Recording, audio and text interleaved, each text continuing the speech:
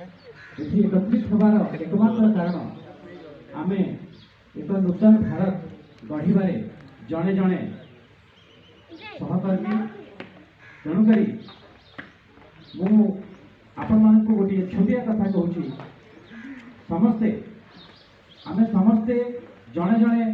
कर्मचारी हो पारती किंतु देश गढ़वे जड़े जड़े सुनागरिक तेणुक समस्ते निजपाई आज गर्वित मन करने कथा कि आमे समस्ते आज आम समाज सेवा तथा आम देश गठन में जड़े जड़े संगठक तो निजपाई प्रथम करताली दिंतु।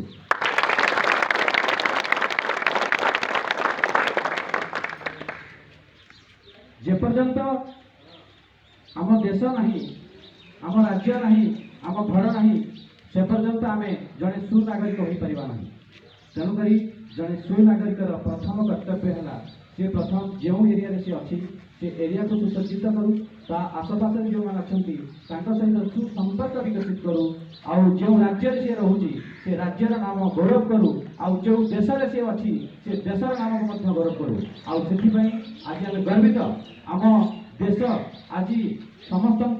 मध्य सबुठ अग्रगति करुच्ची से जेकोसी स्थान में होना कहीं आपण मैंने भी जो सब कार्य कर जो जो ठारे भी काम कर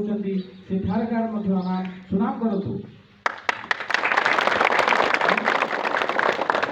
एति मन रखा कथा मु जो जगह अच्छी से जगह मु बेस्ट करी जहाँ करी ताहा समस्त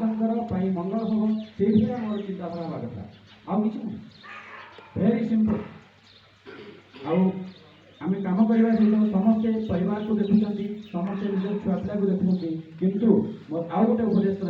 रपर्यंत आम जीवन अच्छी से पर्यंत मु समाज सेवा समाज मंगल कामना करी आ समाज किसी करी आज एतिक शपथ आम समस्ते ना तो आग को रखी मु आज शपथ करुच्ची मु बंची पर्यंत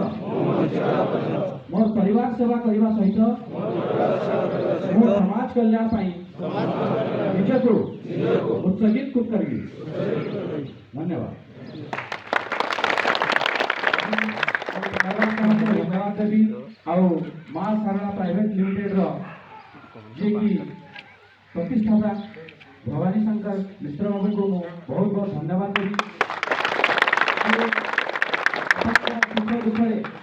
देखो खाली कार्य करवाटा ही बड़ जिन नुह कि प्रत्येक जिन आप सहित अच्छा सुख दुख साथी अच्छा सी जड़े आप भल बंधु तेणुक खुशी अनुभव करने कथा कि से जड़े प्रतिष्ठित निष्ठावान आउ जड़े डेडिकेटेड एंटरप्रेन्योर पाखे आपण मैंने आज कम कर गोटे जोरदार ताल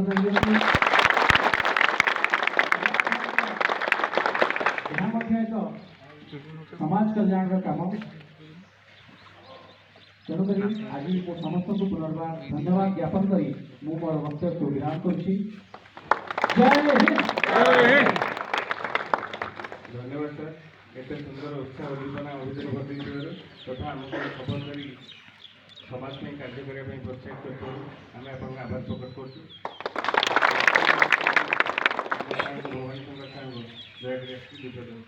उत्साहित कर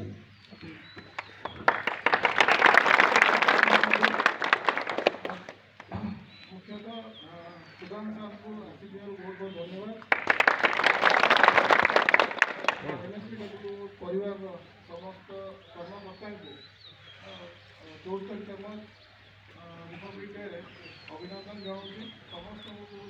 व्यस्त रह सुस्थ रह।